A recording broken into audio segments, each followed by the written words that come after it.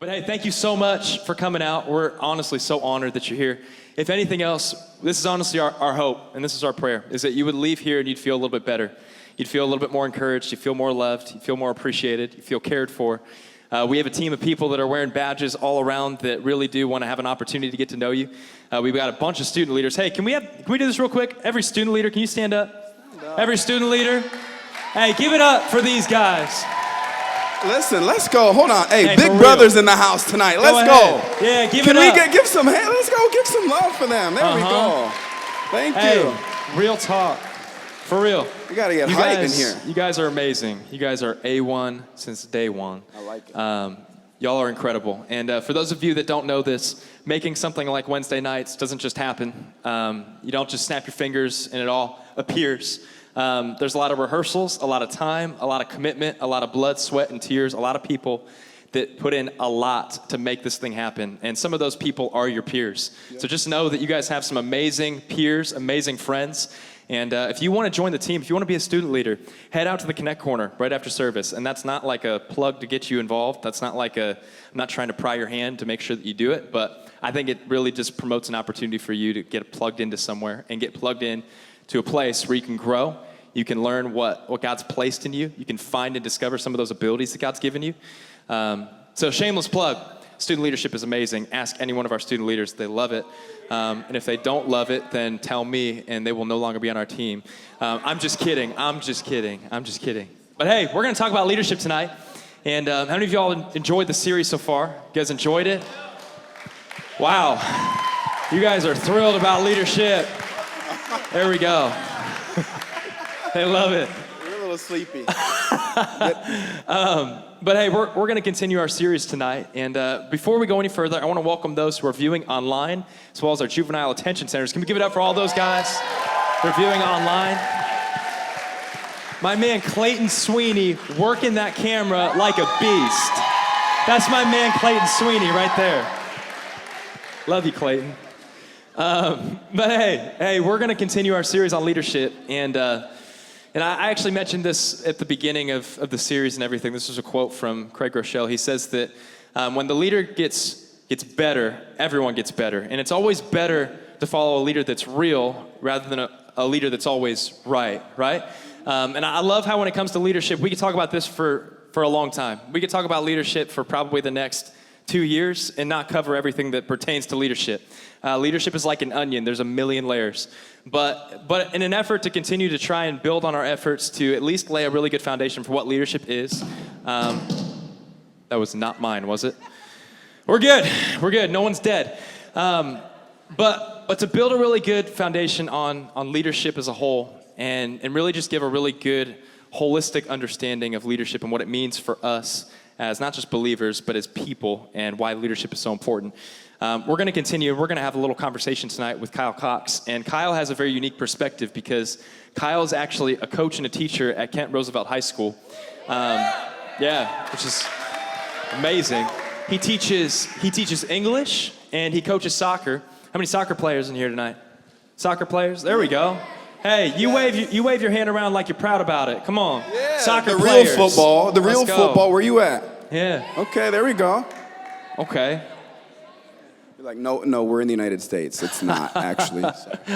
But hey, Kiel, he coaches soccer, teaches English. Tonight, I'm going to ask him some questions, and he's going to give some really good responses. And so I want to encourage each and every one of you, take some notes. Why? Because note takers are? They are? That's what I thought y'all said. But hey, take some notes tonight. Kiel, again, he has a very unique perspective. For a lot of you, I'm sure you've wondered, you've asked yourself the question, what is my teacher thinking? What's my coach thinking? What does he or she think of me? How do I make sure that I'm doing what I need to do to not just impress my coach or my teacher, but how do I be a good leader amongst my peers? And what are some things that are indicators for my teacher or my coach that they're looking for in me that are qualities and characteristics of good leadership? And so Kyle's going to bring, again, just a very unique perspective because he is a coach and he is a teacher. And so if I were you, I would really encourage you to get on the edge of your seat, take some notes, perk your ears up and listen, because he's going to give you guys some insight on some things that you can do practically that'll make you a better leader and becoming a leader, because it's always better to know that for all of us, when it comes to leadership, and this is just again, foundational principle of leadership, but it's not about what we're doing, it's about who we're becoming, right? And as leaders, we should always know that it's our responsibility and our duty to be surrounding ourselves with people that are going to help us become better leaders, listening to things that will help us become better leaders, and applying ourselves to become better leaders in all of our spheres of influence. But he's going to give us, again, a very unique perspective tonight, so I'm really excited about it. But Kyle, the first question, man, what qualities do you see in great young leaders?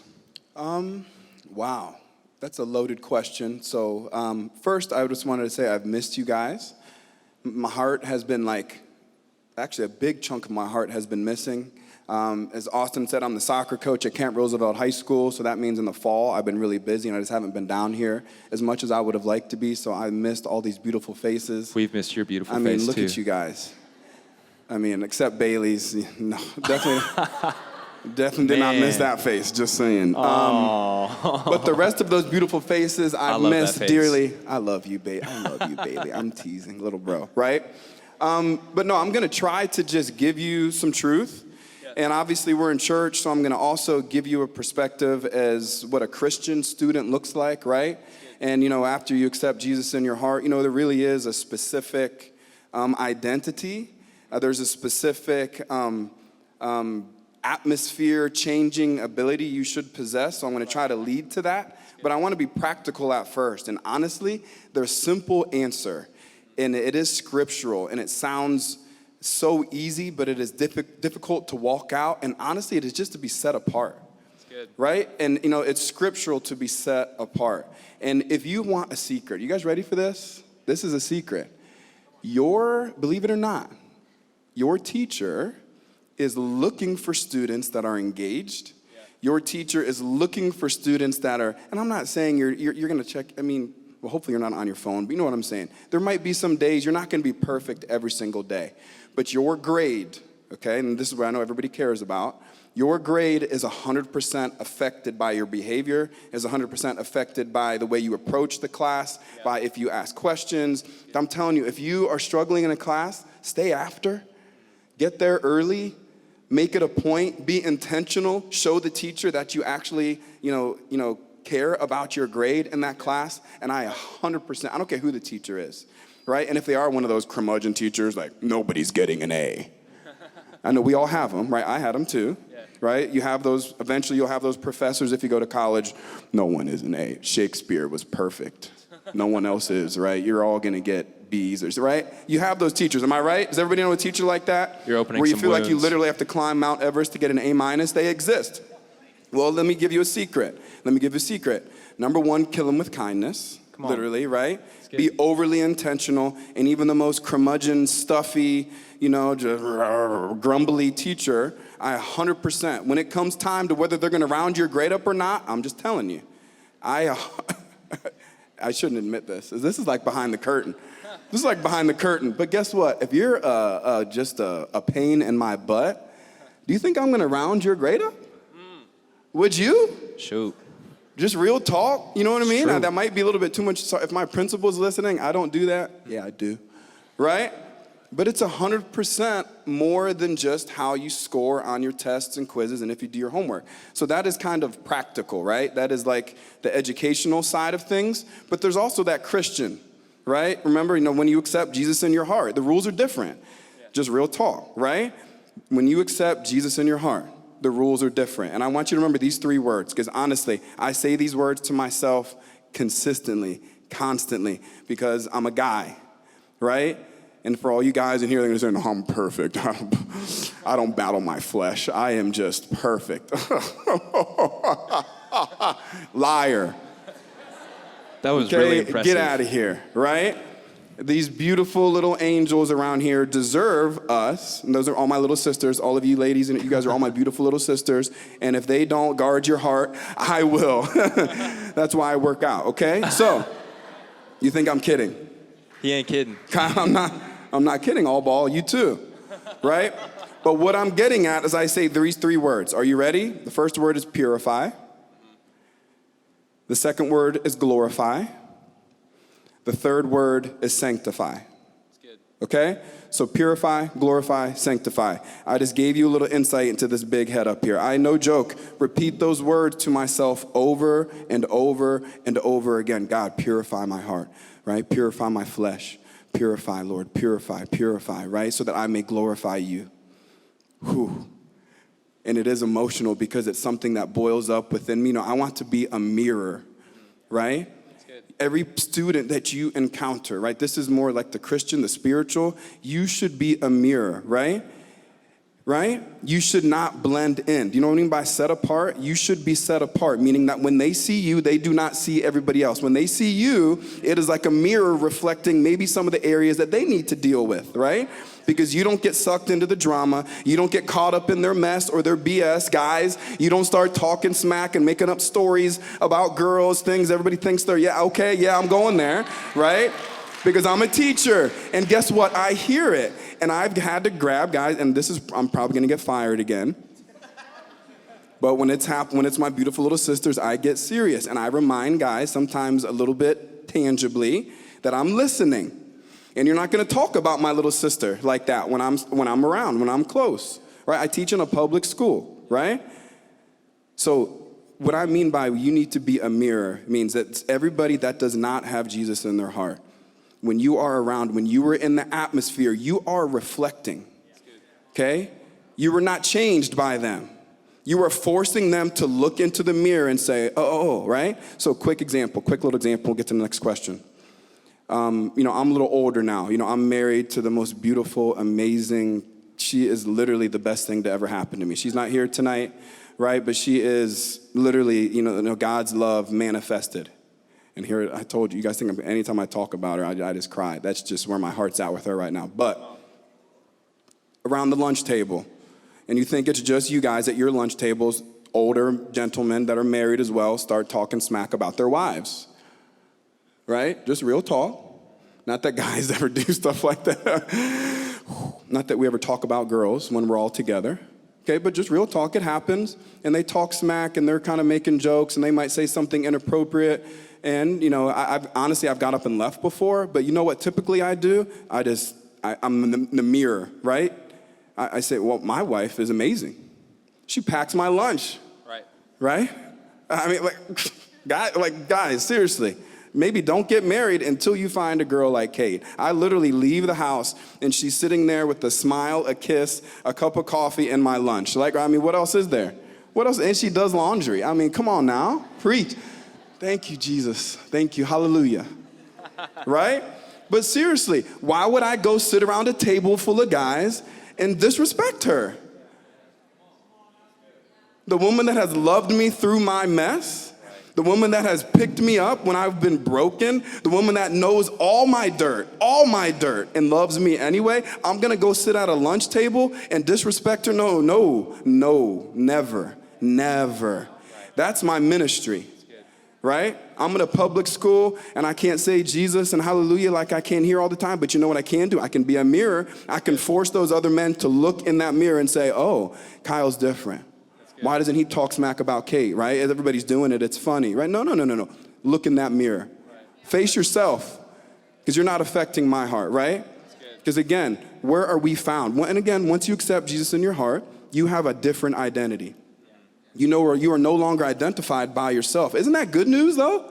Isn't that good news? Right? All that work was done on the cross, right? You don't have to carry that burden. You don't have to pick up that cross and carry. It's been done.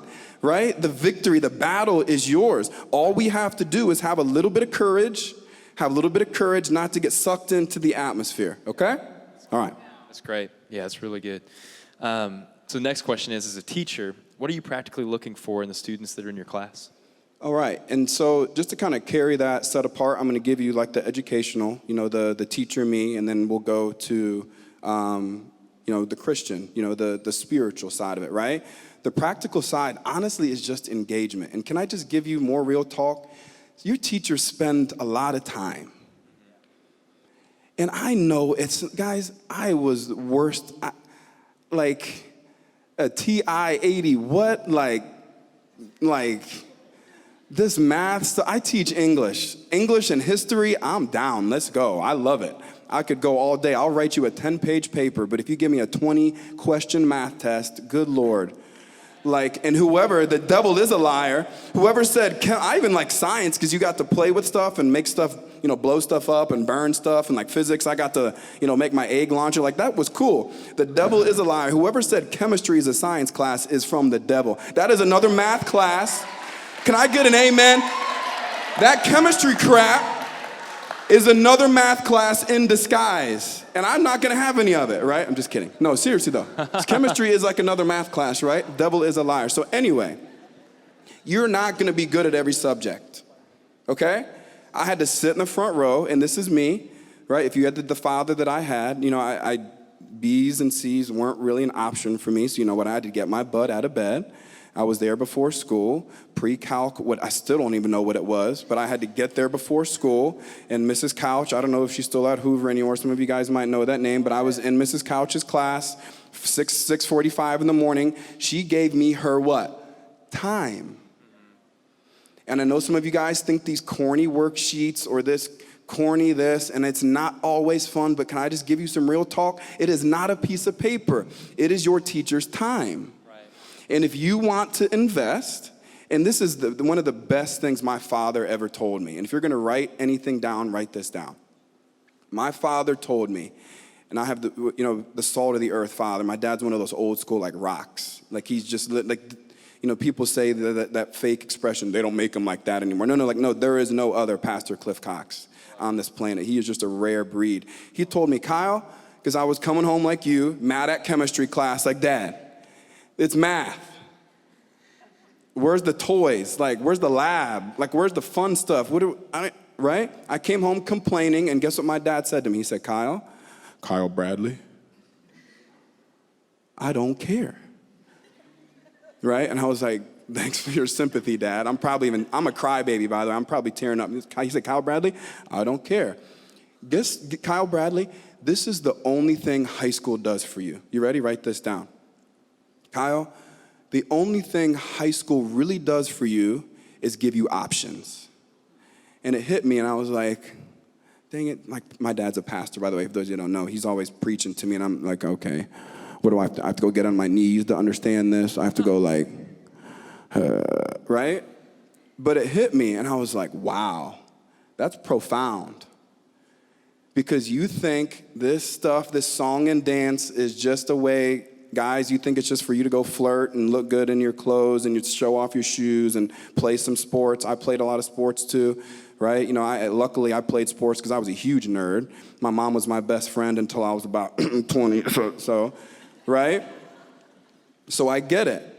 But guess what? You can play around and you can mess around in school, and then guess what? You have less options. Or you can play the game, and you can invest in a class that you hate, and you can talk to a teacher that's a curmudgeon and is angry and is just kind of scary or has bad breath, right? They exist. It's just real talk, right?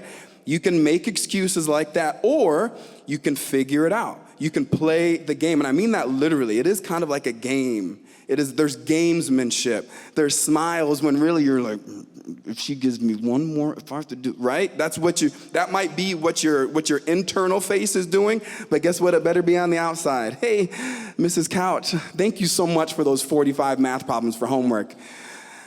I don't know what they mean, right? Can you help me, please? Right? You have to play the game, because ultimately, what is the only thing high school will do for you? Give you what? Remember that. Remember that. Because that's going to sink in, and it's going to hit you at different times. It's way deeper than just like a surface reaction. But when you go to school tomorrow and you're tired and you were up Snapchatting your boo bear, your bae too late, and you're a little bit tired and you want to go to first period, and which is the most disrespectful thing, because whatever you're doing in that class, you are not disrespecting just your teacher. You're disrespecting their time. And if you start thinking about your education that way, I am telling you, it'll change your perspective. Give yourself options. If it's college, cool. If it's to go get a job, cool. If it's to start a company, cool. If it's to Steve Jobs it and say, I don't need the system, I'm gonna go do a startup company and be a billionaire by the time I'm 25, take me out to dinner for having this conversation. I don't care where. I like Italian food, I like Chinese food, sushi. You bring me anywhere out, you pay for my dinner. And there's no wrong decision after you give yourself the options. Then you get to choose. But the problem is some of you play around and then what? You take the scraps. You take what's left. You have limited options. Okay? And then quick spiritual side, just to reflect on that set apart thing, right? Don't be like everybody else, please. Right. That's good. To be set apart, it's not an option. Speaking of options, you don't have a choice. Once you accept Jesus in your heart, you are called to be set apart. You know what that means? That's different than being asked to be set apart. You are called to be set apart. That's like, sometimes when my mother, she's like an angel on earth. You know how there's sometimes that tone of voice? Like I can tell when she says, hey, Kyle, honey, I love mommy's baby, right? I'm good. I'm okay. I can walk to her and just give her a hug and a kiss. But there were times where I heard what? Kyle, Bradley, right? And then what do? Boop, right? So think about that statement, scripture, to be set apart. It is a calling, right? It is like a rule, right? It is something you are told to do. So that means don't be like everybody else. If you are a Christian in class, you should represent what it is. Think of it again, like I did with other gentleman at the lunch table. Think of your behavior in your classroom as your ministry field. Everybody wants to go on a missions trip, right? Me too. I love them, right? I'm going on one this summer. One day LA, what up, right? But listen, everybody wants to go on a missions trip, but let me give you a secret. Your missions field is waiting for you in first period. That's great. Your missions field is waiting for you in second period. Your missions field is waiting for you in third period, right? Quickly, a quote. One of my favorite quotes from Dr. Martin Luther King, right? He said, you will not remember the words of your enemies. But you know what you will remember? The silence of your friends. Wow. And that is another, it's one of those things, I might get that tattooed somewhere where I can see it all the time, because that is one of those things, because it is your responsibility when you accept Jesus in your heart to be set apart. So if you see some kid sitting by himself at his lunch table, and they will be there tomorrow at lunch, they will be there tomorrow, open your eyes. Change your perspective and your lens. Open your eyes and see them because they're there. You choose not to see them. Just real talk again. They will be there waiting for you tomorrow. And hey, I know some of you guys are beautiful and popular and you're athletes, right? I get it. But you know what? Take 30 minutes of your day and just sit there. Because guess what? Half the time they're playing on their phone anyway. They don't even need to talk to you. You could take a couple of your friends and just make that your new table. And you have no idea. You have no idea. Let me give you a secret. Even some of the kids that come in with the Gucci and the Gucci slides and all this expensive clothing, those are some of the kids that I literally have to pick them up off the floor because they're bawling, because they're broken, because they have broken families, because something is going on at home, and they put on this facade and they play the game themselves. Everything's perfect because they know they have to get A's, because they have to get into this school, because their parents. So it's not always the kids that look, don't have the cool clothes or smell a little funny or whatever, right? Everybody thinks it's only like a certain type. Not true. I went to Hoover, right? I'm a Viking. Where are we at, Vikings? Stand up, right? Right? I went to Hoover. And just because a lot of people at Hoover look like they have it all together, guess what? There is brokenness. There is shame. There is everything you would expect if your eyes open to it. Okay? That's good. All right. It's really good. Next question. So what are some things that great leaders do to, and I didn't even know that you were going to talk about setting apart, but what are some things that great leaders do to set themselves apart on the teams that you've coached? Can we just say... The athletes, man. Let's talk about that. Can I brag on my little brother really quick? You can brag on me. You go ahead. I love this. My little brother here, and I'm just kidding. And he doesn't need this, right? But this was years ago, and I don't even know what we were talking about. It was just kind of something random, and I just looked. I was like, Austin, I'm gonna follow you. Whew. I'm gonna follow you wherever you go. I got your back. I'm gonna follow you. right? And just to see him now walking in that anointing and taking steps towards his calling and setting himself apart and not taking the easy road, right? I just have to give, to honor my little brother here, right? He's little in age, right? He's actually getting his biceps aren't even smaller than mine. I don't even know what he's doing. Working out, right? That is false. Yeah. No, but when it comes to his calling and anointing, he's a lion. I'm just so proud of him. Okay. Appreciate you, man. Love you. You athletes in here.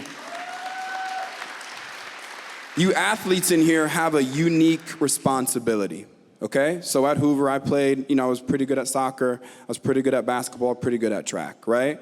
And I'm not saying I was perfect at this, but, you athletes, you people that are involved in things, you have a unique responsibility because you guys are atmosphere changers, okay? And I don't mean you others aren't. I'm talking band. I'm talking choir. I don't care if you have like a chess club. I don't care if you're on the debate team. I don't care wherever you are. Wherever you are, you need to start looking as that as an opportunity, okay? You are an atmosphere changer. So to be set apart means to be not like everybody else. And I heard this quote the other day too. I love how God kind of gives you things in season. And I heard this quote the other day talking about sheep, right? What do sheep do? Come here, Kyle. Come here. Hurry up. Give Kyle a hand. This is what sheep do. Bah. Bah. Bah. What he's trying to say is sheep are stupid. Right? What does sheep do? Thank you, love you. Sheep follow, good. Sheep blindly follow the one in front of them. Amen. Right? It's not even like an urban legend. Sheep have even walked themselves into danger. Right. Sheep have walked over hills and not being sheep have injured themselves, have hurt themselves, have died because they are just what? Blindly, right? I don't know if that's a good sheep voice or not, right? But you know what I'm saying? So to be set apart, I am not asking you, once you accept Jesus in your heart, and you athletes, you people involved in areas especially, being set apart means you're a wolf, right? You are not a sheep. You are a wolf. You are an atmosphere changer. Sometimes you might have to hunt alone. You might be the only one. Hey, you going to that party? Yeah, it's Halloween. Oh, we're kicking it. Where are we going? Someone's parents are gone. We got our costumes, right? Some of my beautiful little sisters in here. Can we have a talk about costumes really quick? Your teacher, I see it, big brother, and I'm one of those teachers. You guys might have them at your school. I know everything.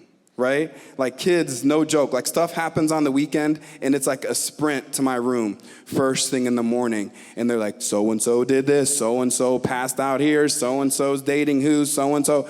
And I'm just telling you, your teachers know more than you think. Just real talk. I know way too much. Okay? Like stuff, I'm just like, oh, come on. Like, I know I'm like the cool teacher, but like, please. Yeah, I'm not going to lie. If I had stuff, I would totally go to you first. Yeah. You're a pretty cool teacher. And I wish I was kidding, but I hear stuff. And so I'm just saying I'm not the only one. Okay? So just know that there's a reputation being formed through your decision making. So what I mean by being set apart means that sometimes you might have to stand alone, but that's okay because when Jesus is in your heart especially, you are a wolf. You are no longer a sheep, right? You do not just blindly go to the party and drink whatever, smoke whatever. Some people's, and listen, in my school, I see kids walking down the hallway with a vape thinking they're slick, like, and I see this like puff of vapor going, you guys really think I'm that stupid? I kind of admire the boldness. It came from my shirt, bro. I know, That's right? it. Yeah, I like just, again, I kind of admire the boldness. I might even give you a high five and be like, that's a new one. That's kind of slick, but give it here, right? And follow me to the office, right? So you don't have to follow blindly as a sheep. Because you know what? It's cooler. And here's something else you can write down. You are more cool if you can stand on your own. What's so cool about doing what everybody else is doing? That's not unique. That's not genuine. That's easy. Easy. Right. It's easy to go to the party and drink stuff that tastes nasty just because everybody else is. That's the easy thing to do. Do you want to know what's cool and what's tough? Where's my guys at, right? You want to know what's masculine? Having your own opinion. That's masculine. You want to know what's weak? Weak sauce? You want to know what's weak? Doing what everybody else is doing just because to look a certain way or to fit a certain mold or to be able to step into a certain or to get some girl's attention. If you have to do that stuff to get someone's attention, it's not worth having anyway. Because let me give you another secret. Another secret. You know how many people I talked to from my high school? Hoover High School. How many kids go to Hoover now? A couple thousand? A lot? 300 a class? Almost 400 in a class? I talked to about 2. So some of you guys are spending all this time, all this energy. And again, I look at my beautiful little sisters again. Some of you are spending all this time playing this role, filling this, trying to be this person, trying to wear these clothes, trying to spend this money and make this look and try to be this certain thing. And you were trying to get this attention of some little crusty boy who doesn't deserve you anyway. And let me tell you something, you will forget his name. And listen, big brother, all my girls, where are my ladies at? Look at me. All my ladies, look at me. Look. And I'm including myself when I was in high school. You ready? They don't deserve you. They don't. Because I didn't. Because you know what a man's responsibility is? To guard your heart. You are his church. Ooh. He is to love you as Jesus loved the church. And when I was a crusty little 15-year-old stumbling around, my hormones were all crazy. I'm sweating. I probably stunk. Didn't even know how to hygiene was right. You think that person is ready to guard your heart?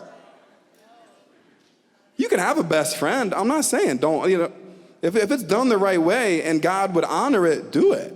That's not what I'm not saying don't ever talk to a boy. But you sure as heck better guard your heart. And what does the heart really mean? Your body. I go there with my students because if you're going to come in my room and cry like a baby because you made a decision at a party and you're going to confide in me, then I'm going to give you the real talk. Guard your heart, which means your body. They don't deserve it anyway. I don't care what base. They don't deserve to hit a single, double, triple. Listen. I'm just saying, I'm not the sugarcoater. I don't sugarcoat because this is too serious with me. This is too serious with me, right? And I'm not laughing right now for a reason, my beautiful little sisters, because it is serious, right? Because some of these decisions you only get to make once. That is serious. Okay? So guys, I hope you're listening too, because the counterpart, right, conversely, you also have a responsibility.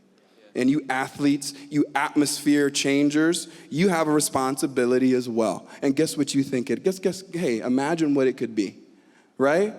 To be responsible, to guard their heart, to understand that in the long term, it's worth it, right? The long game is worth it.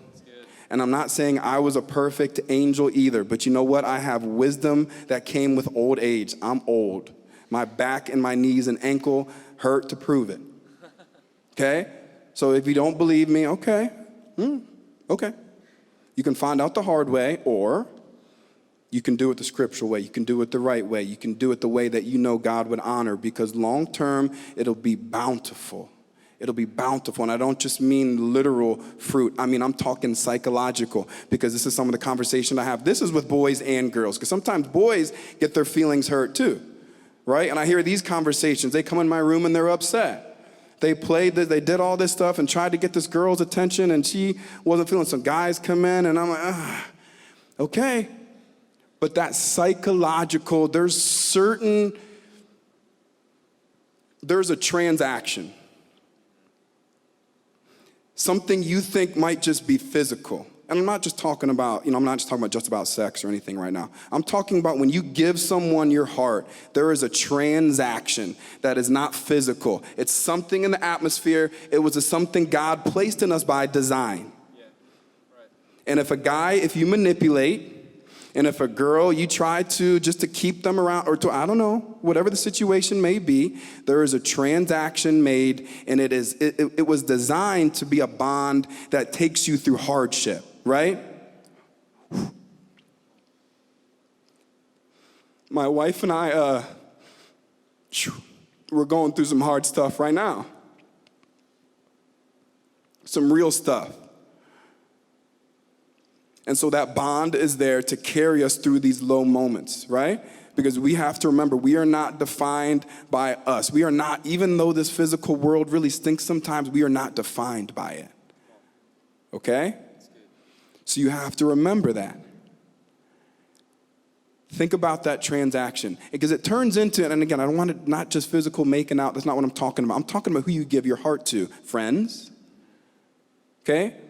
When you really give your heart to somebody as a friend, is there not a transaction, right? There's just kind of like that supernatural understanding that you're going to be responsible with that heart once it's given to you, right? So you have to think about that with your friends as well, okay? All right. That's good. That's good. This is the last question, and then we're going to close up. But what's one thing that you wish high school you would have known about leadership? Wow. My high school struggles were more on identity. I told you how I was a nerd. I really was a mama's boy. I was one of those kids that just, I would kind of play the game, and I was like a chameleon. I could be one way with these people. I could be another way with these people. I could be another way with these people. I could be another way. Luckily, I was a pastor's kid, so my center was pretty strong, so I didn't really get into much trouble in high school. I was pretty pure. I was good, overall. All those important decisions I kept sacred. I didn't really get in. Now, listen, college is a different story, but that's for the youth. That's for later. But I wish in high school, I was told kind of what I've already talked about, that your identity, guys, and you know what, last time I had the opportunity to have a mic up here, I said something, what people say about you is more of a reflection of them than you, okay? You're fat, you're too skinny, you're too ugly, your clothes are stupid, you smell weird, all that judgmental stuff, again, remember what I said about being a mirror? It's a reflection of them, not you. So don't internalize it. Does it hurt sometimes? Does it hurt? Yes. God never said that it was going to be easy. But you have to remember, especially when you accept Jesus in your heart. I keep bringing that up because someone's getting saved tonight. I don't know who. But someone is going to make that decision tonight because you've tried. You might have made some of those decisions you could only make once. You might have gone there. You might have, but I have good news. I hope it doesn't come, I hope, I can kind of get intense, right? Coach Cox comes out and I can kind of come at you a little bit, but I have good news. We don't just worship. We don't just come here and lift our hands for a God that is awesome. He is awesome, but he's also a God of redemption. And he's also a God that will restore. So if you've gone to some places and done things that you think define you, that is not your identity. Even if you have been saved already and you've gone and done stuff, listen, if you want to have a talk, I will be around. Whatever you did, I did worse. Right? Besides some really hard drugs and all that, I tried to drink the ocean when I was in college, right? I tried to drink everything. Okay, so I'm not coming up here in a place of perfection. But I am coming up here to remind you, I wish the high school Kyle Bradley Cox would have internalized that identity piece. Because that is what got me in trouble when I got to college. I knew everything. Guys, I just told you, my dad's a pastor. I heard everything. I heard all the right things. I heard everything. And I was great in high school, pure as driven snow. But I got to college. And I was big man on campus. Freshman, starting soccer for Walsh University. Oh man, I was cool. I was it. My identity became that soccer. My identity became, and guess what came with it? A lot of dumb stuff. We're basically a fraternity. Walsh doesn't have frats. It's a Catholic small institution, but guess what? They party there too. Sorry if you have an older brother or sister that's like, Mom and Dad, there's nothing bad that happens at Walsh or Malone or anything like that. We just pray all day. And then we help Boy Scouts win merit badges and we, listen. So I wish the high school me would have been more comfortable in that identity, and it would have been something deep rooted because it was something I believed, but it was an area where I was swayed a little bit, and I got to college and I got in trouble. So the high school you guys have the opportunity, even if you did some stuff before you came here. I don't care if you came here with a vape in your pocket. The redemption power of God is in this place. That supernatural transaction, talking about a good transaction, that supernatural transaction of the Holy Spirit is in this place. And it is like a warm, warm, warm embrace. And he wants your brokenness. He wants your loneliness. He wants the too fat, too skinny, too this, too that, everything that the world has judged you with, everything that the world has put like weights on your back. He wants it all. Come here tonight. Just drop it at his feet. Because that's when you were redeemed. That's when you were restored. Trust me, I don't deserve to be up here giving advice to you guys. My flesh, does not deserve it. The only thing that has given me the capacity and ability to be here with you tonight is that now that living water, right?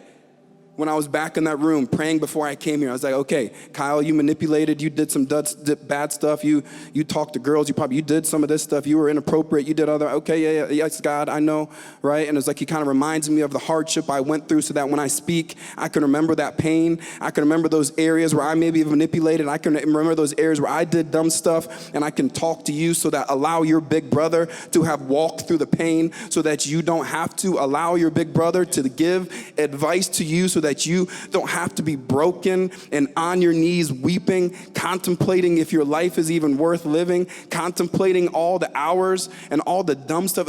Don't. Let me walk through that for you.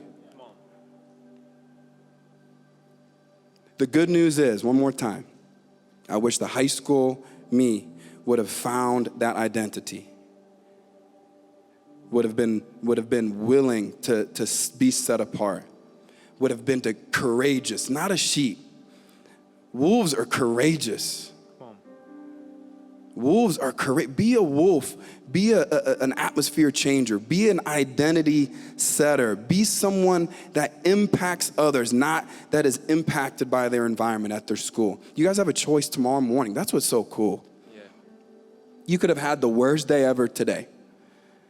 Like I said, you could have a vape in your pocket. I don't care. It's not going to keep you out of heaven anyway once you get saved, but let me tell you what it is going to do. It's going to lead you to other dumb decisions. That's all it is. God gives us a manual not so that it's not fun. It's not, God isn't a party pooper, right? Do you know why he warns you? Do you know why he warns when you weren't alone with your boyfriend or girlfriend? Because he knows where that road will take you. And he's trying to save you pain and hardship. Everybody's, I just vape, no big deal. It's just vapor. Look, it's water. Okay. Until the next time someone asks you for something, what do you say? Yeah, I'm in. And then the next time, then it gets progressively worse. And the next thing you know, you're doing something more addicting, and then you're trapped. It's not so that it's not fun. And here's what's good news too. This looks pretty fun to me. This atmosphere looks pretty fun to me. Yeah. Every time, guys, I'm tired. I'm old. I was teaching all day. I come here like this. I am exhausted. But when I leave, I am bumping. I'm hype. I'm going to turn on some good music on my way home, worship on my own. You guys empower me. You guys give me energy. This is a fun atmosphere. I wish I didn't have this. This might have kept me out of trouble. So remember that. There's fun to be had, right? And having a real opinion. I just feel like, guys, one more time, Guys, I don't know where you at. I had my moment with my ladies. Guys, give me your eyes really quick. Masculinity is having a genuine opinion. You want to be tough? Okay. Make your own choices. You want to be hard? I thought I was that guy too. Got in fights. I had that phase too. I thought I was tough for a while. It's emptiness. It's a joke. It's embarrassing. It's a veil. You're masking insecurities. Guys, you want to be hard? Make your own dang decisions. That's what's tough and hard and cool. Okay? I love you guys so much. Can we give it up for Kyle? Come on. Come on. Can we give it up for Kyle for pouring his heart, his soul? For real. Love you, man. Love you. Hey, let's all do this. You guys can stay standing. Just close your eyes real quick. We're going to pray, and we're going to close up real quick.